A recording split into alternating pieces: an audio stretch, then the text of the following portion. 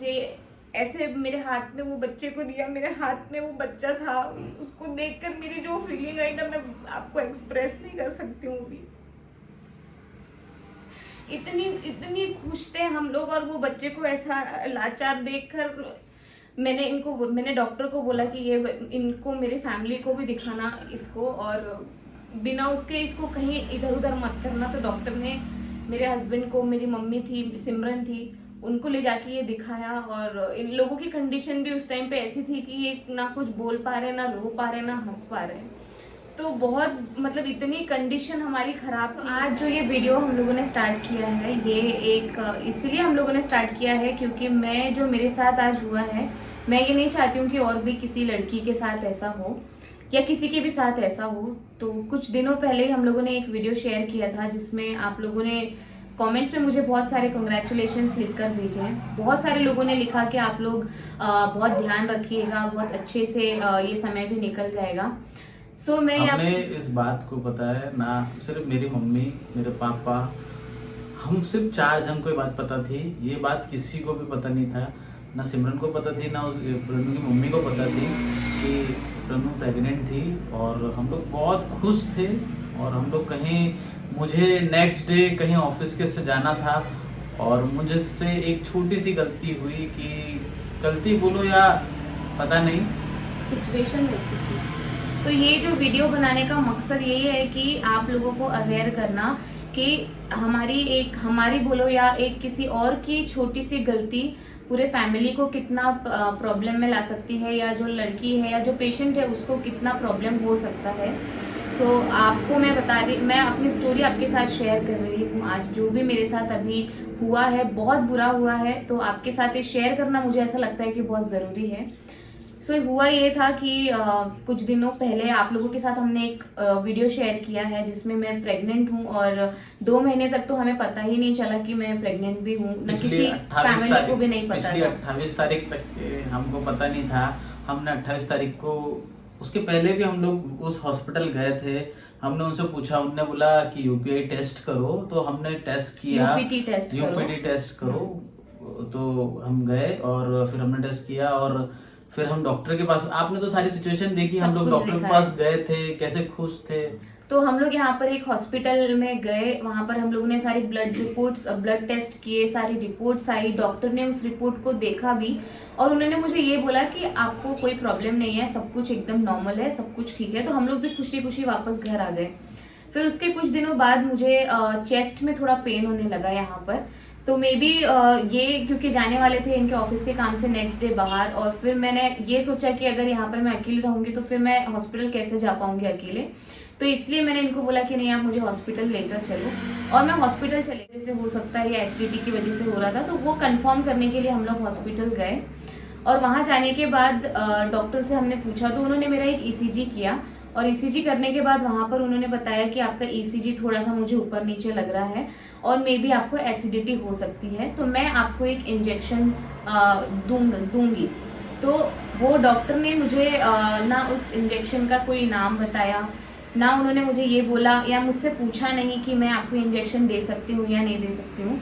उन्होंने मुझे बोला तो मैंने मान लिया, क्योंकि डॉक्टर के पास हम लोग ऑलरेडी पहले से जाते हैं और हम उनके ऊपर भरोसा करते थे। तो हम लोग वहाँ पर चले गए, उन्होंने जैसा बोला हम लोगों ने वैसा कर लिया।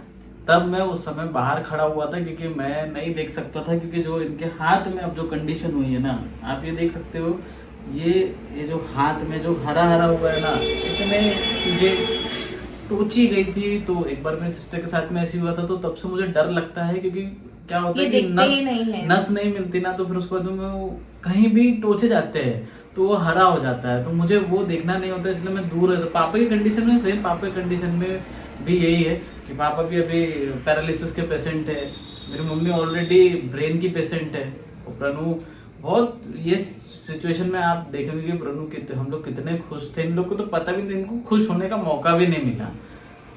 एक दिन पहले पता चला, इतना खुश हुए कि इतनी बड़ी खुशी इतने टाइम से हम जिस चीज़ का वेट कर रहे थे वो हमको मिली, लेकिन वो खुशी भी ऐसे मिली कि दूसरे दिन हमको ये पता चल रहा कि वो खुशी अब नहीं है।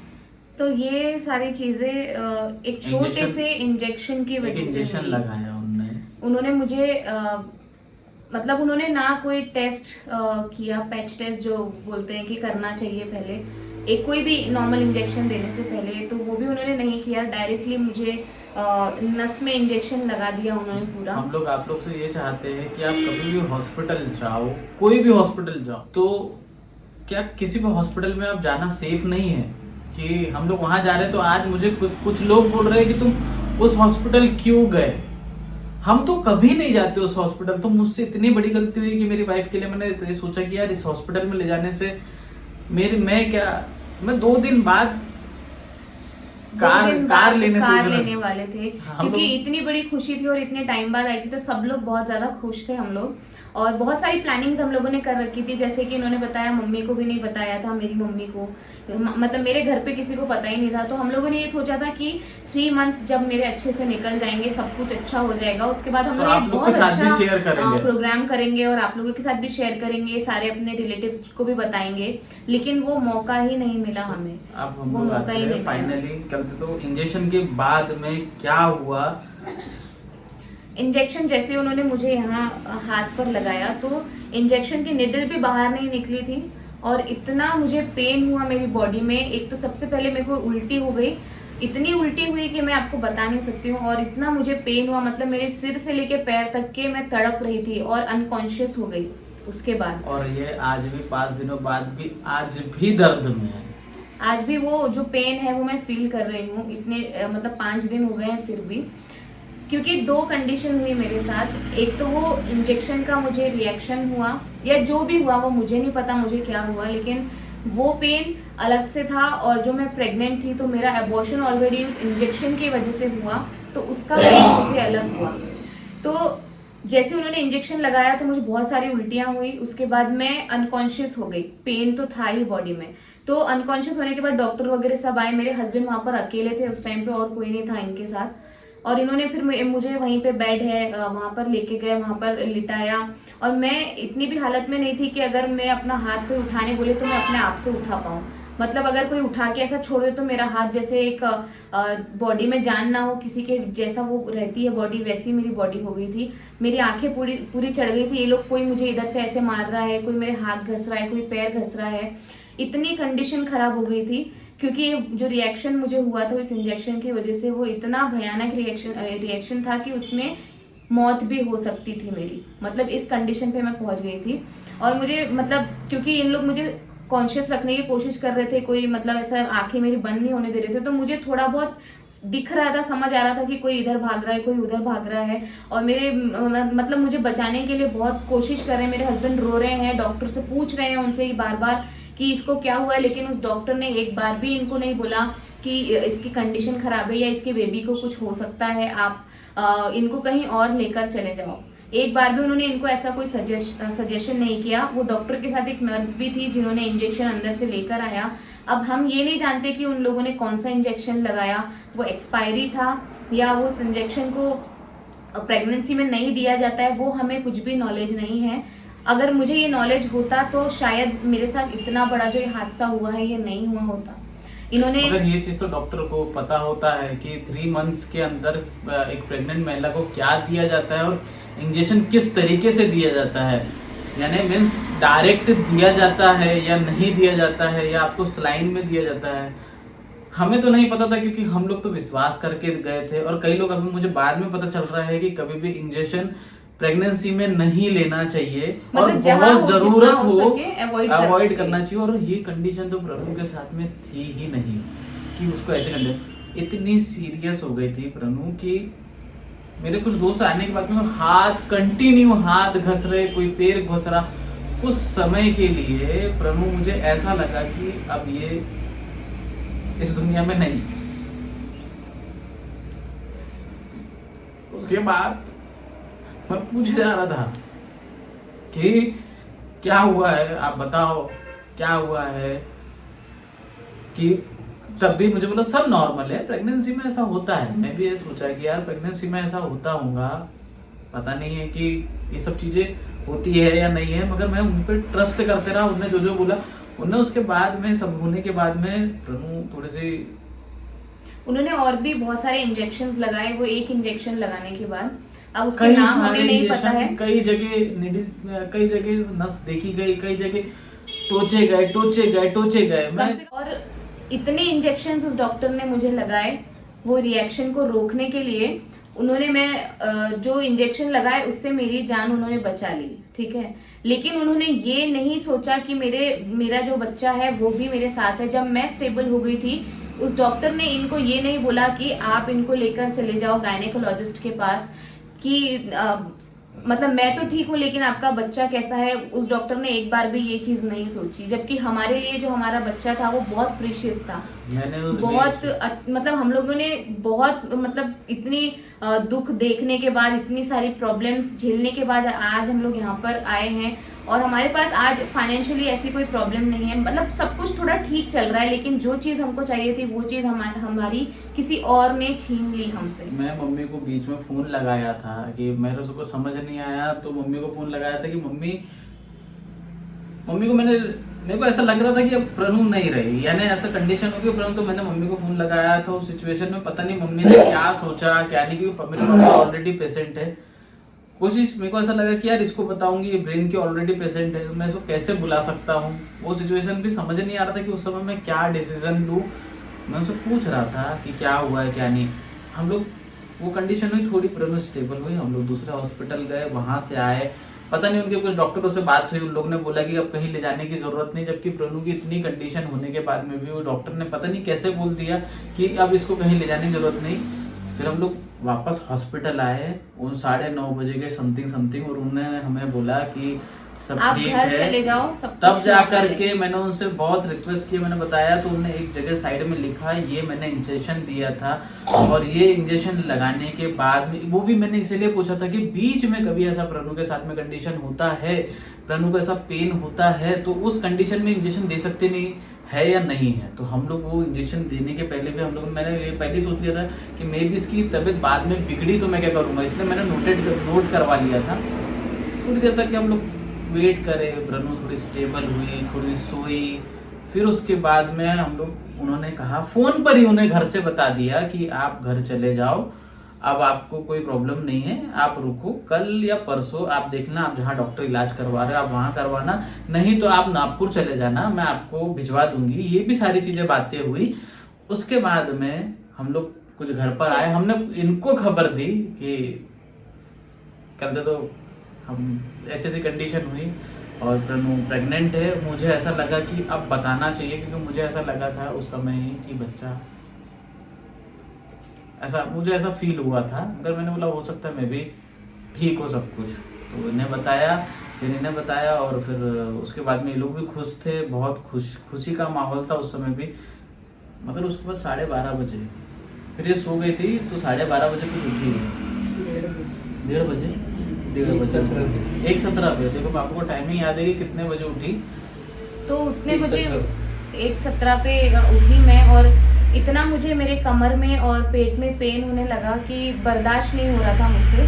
तो मैंने इनको उठ के मैंने बोला कि नहीं, अब मेरे से मतलब पेन मैं बर्दाश्त नहीं कर पा रही हूँ। तब भी मैंने उससे यही पूछा था, प्रणु तू ये सुबह तक के पेन कर सकती है क्या? तो प्रणु ने मुझे बोला पहली बार, प्रणु मुझे ऐसा बोला नहीं मैं नहीं कर सकती, ये पेन मेरे लिए असहनीय है, बहुत दर्द हो रहा है, मेरा पैर के नीचे में भी दर्द हो रहा है। तो मैंने बोला यार सही में बात। इवन जब उन लोग मेरा ट्रीटमेंट कर रहे थे, जब उन लोगों ने इंजेक्शन दे दिया, मतलब कि क्या कंडीशन होगी मेरी उस टाइम, लेकिन फिर भी उस डॉक्टर को ये नहीं लगा कि यार ये इतनी कंडीशन से अभी बाहर आई है और साथ में प्रेग्नेंट भी है, तो मैं इसको अभी एक ऐसा सजेशन दूं कि आप अभी गायनेकोलॉजिस्ट के पास चले जाओ। कहा उन्होंने एक बार भी ऐसा नहीं कहा। मैं आगे बताऊंगा कि उन्होंने क्या कहा फोन पर। 1:30 बजे के समथिंग ये सब कुछ हुआ। मैंने कॉल किया कुछ गाड़ियों के पता करने के बारे में, मगर मुझे ऐसा लग रहा था प्रणु की क्रिटिकल कंडीशन और हो सकती है। तो फिर मैंने उन्हें कहा, डॉक्टर को फ़ोन किया, तो मैंने कहा कि प्रणु बहुत दर्द में है और वो असहनीय है। तो मैडम क्या बोली, वो सहन कर सकते हैं क्या, सुबह तक वेट कर सकते हैं क्या? मेरी रूह कांप गई। मैंने उनको मैडम को बोला, मैडम वो दर्द सहन कर लेती तो मैं आपके साथ में क्यों आपको इतने बजे फ़ोन लगाता। उन्होंने बोला ठीक है, आप एम्बुलेंस में पेट्रोल डलवा सकते हो क्या? इस तरीके का जवाब था। मैंने बोला मैम आप जो बोलो कुछ भी, इवन मेरे घर के नीचे मेरे फ्रेंड की 4 व्हीलर आके खड़ी थी, मैं उससे लेके जा सकता था, मगर मेरे पास ऑक्सीजन का कोई वो नहीं था। इसीलिए हम लोग ने उस एम्बुलेंस में लेके गए।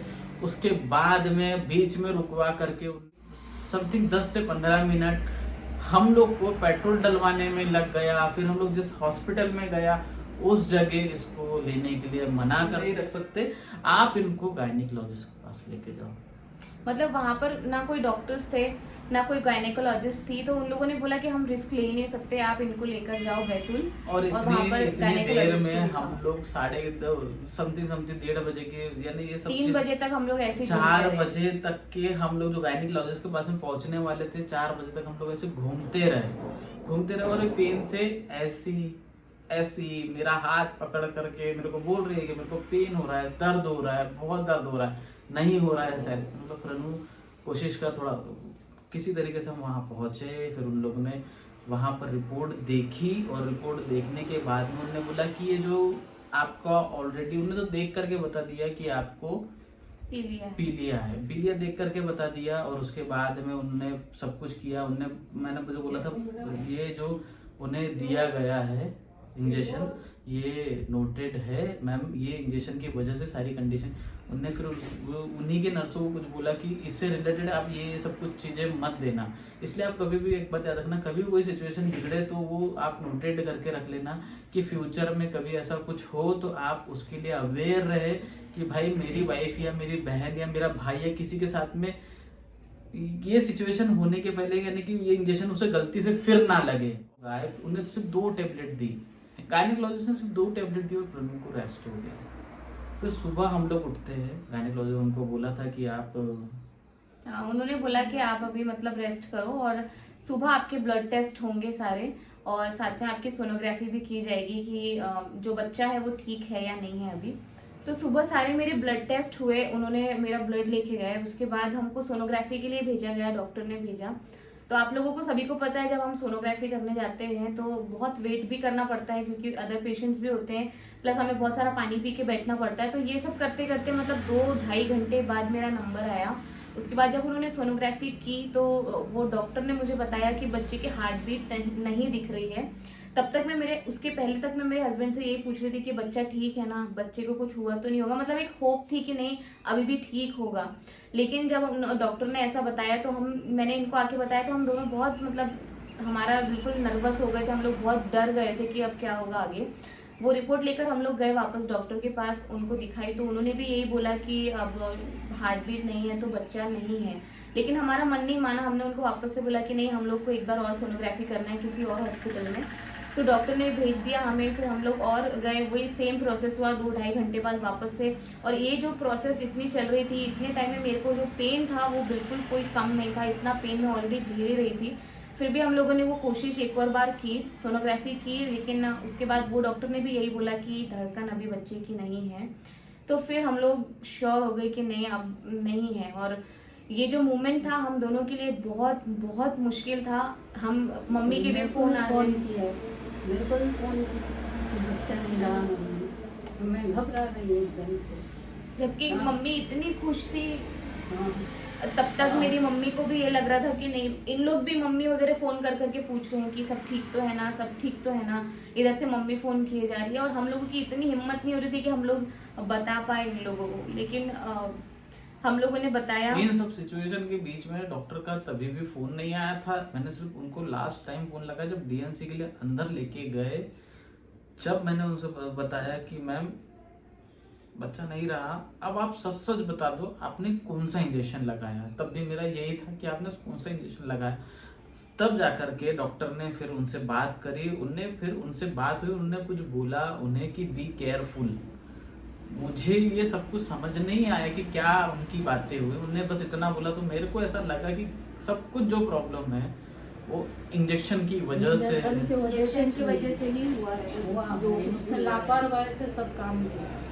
उसको डॉक्टर की एक गलती की वजह से आज जो उनके जीवन में जो खुशी थी वो पूरी यानी खत्म ही हो गई समझो। लेकिन आगे तो ईश्वर बापू करेगा, सब कुछ देगा। लेकिन एक बात ये कि आज जो तकलीफ उसको हो रही है उसकी जिम्मेदार सिर्फ एक डॉक्टर की वजह से। अगर वो थोड़ी सी अपनी जिम्मेदारी से काम करती, उसको देख लेती, तो ये आज उनपे ये ऐसी हालत इसकी नहीं होती। मेरे को एक बार भी डॉक्टर ने नहीं बोला कि आप गायनेकोलॉजिस्ट के पास में अभी चले जाओ, आप अपने, इसकी तो कंडीशन हो गई है, अब आप अपने बच्चे को बचाने की, अब बच्चे को बचाने की कोशिश करते हैं, कहीं कुछ नहीं बोला। एज अ डॉक्टर उसका ये काम था कि उसको सबसे पहले इनको हाँ। इन्फॉर्म करना चाहिए था कि ठीक है अभी पेशेंट तो स्टेबल है, लेकिन अभी हमने पेशेंट को बचा लिया है, लेकिन उसके बेबी को बचाना भी डॉक्टर का काम था, तो ये डॉक्टर को इनको बताना चाहिए। बताना तो चाहिए।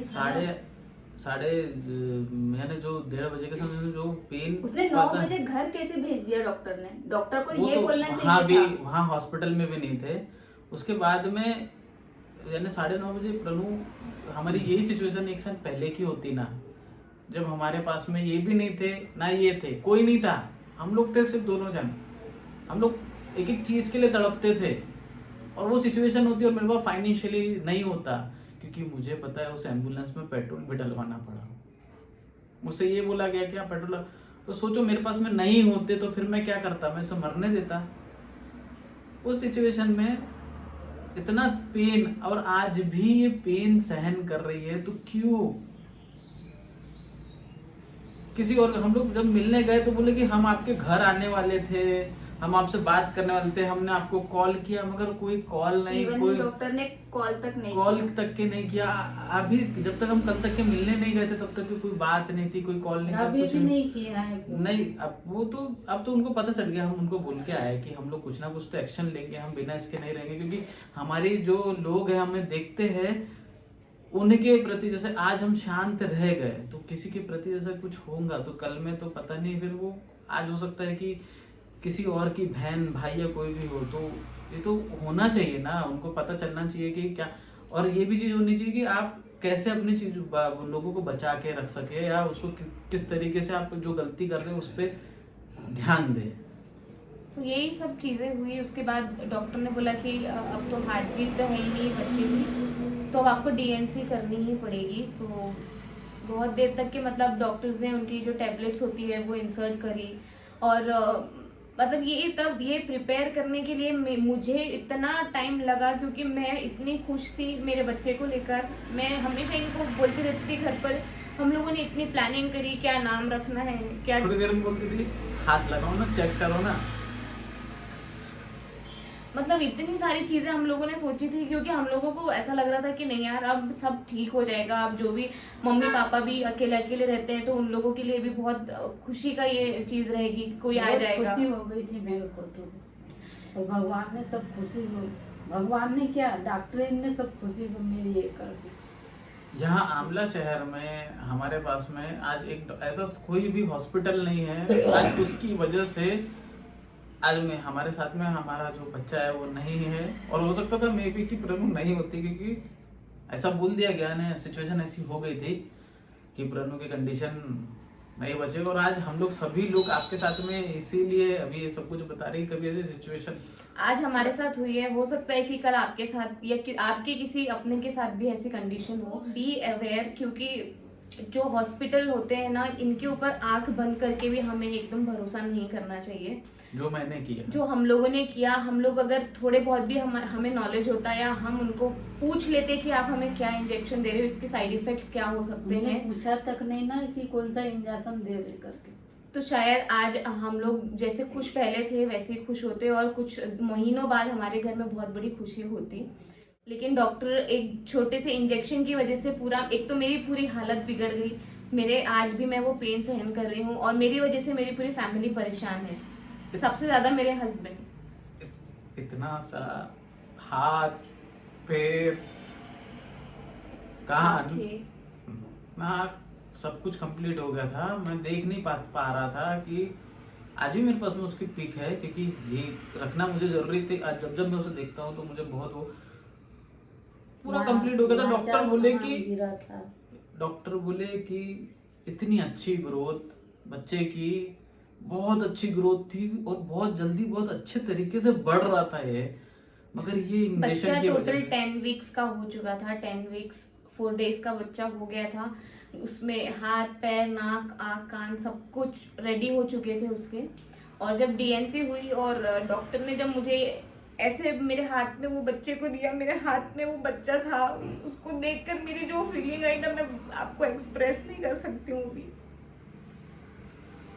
इतनी इतनी खुश थे हम लोग, और वो बच्चे को ऐसा लाचार देखकर मैंने डॉक्टर को बोला कि ये इनको मेरी फैमिली को भी दिखाना इसको, और बिना उसके इसको कहीं इधर उधर मत करना। तो डॉक्टर ने मेरे हस्बैंड को, मेरी मम्मी थी सिमरन थी, उनको ले जाके ये दिखाया। और इन लोगों की कंडीशन भी उस टाइम पे ऐसी थी कि ये ना कुछ बोल पा रहे, ना रो पा रहे, ना हंस पा रहे।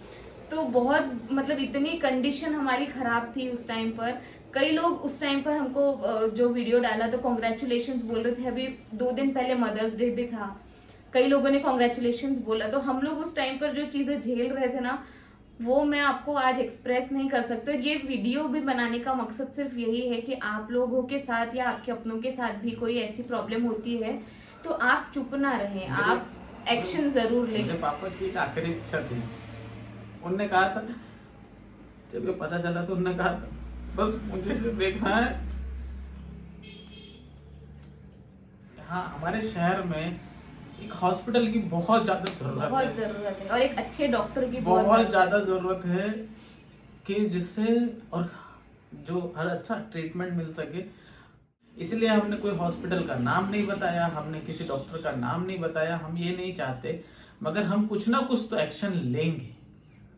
हम इस चीज को ऐसे नहीं जाने दे सकते। मैं उस आज टाइम इसकी क्या हालत थी, आप भी सिर्फ हमें हमको बताओ पता कि है। हमें एक्शन लेना चाहिए या नहीं लेना चाहिए, या हमने जो उनसे बात करके आए हैं तो हमें उन्हें ऐसे ही छोड़ देना चाहिए। जो ये आए लोग मुझे आज भी बोले, तो आप ये मत सोचो, मैं मेरे बच्चे के लिए बहुत, मैं प्रभु के पीछे, मेरे माँ बाप के पीछे, इनको एक थोड़ी सी दिक्कत भी नहीं आने देता। मगर उस दिन मुझे कहीं निकलना था, इसलिए मैं उस हॉस्पिटल में गया। सो बी अवेयर। आप ये वीडियो अगर देख रहे हो तो जरूर इसको शेयर भी करना अपने अपनों के साथ, ताकि उन लोगों को भी ये चीजें और कोई पता चले। प्रेग्नेंट हो तो उन्हें ये चीज पता चले कि जरूर उन्हें क्या क्या जरूर चीजें देखिए। ध्यान देनी है। और अपने फर्स्ट ट्राइमेस्टर 3 महीने तक तो बिल्कुल भी ऐसी कोई चीजें अवॉइड ही करें, चाहे वो आपको डॉक्टर बोले। तो पहले आप उसको रिसर्च कर ले उसके बारे में, उसके बाद ही ऐसी कोई भी एक्शन ले।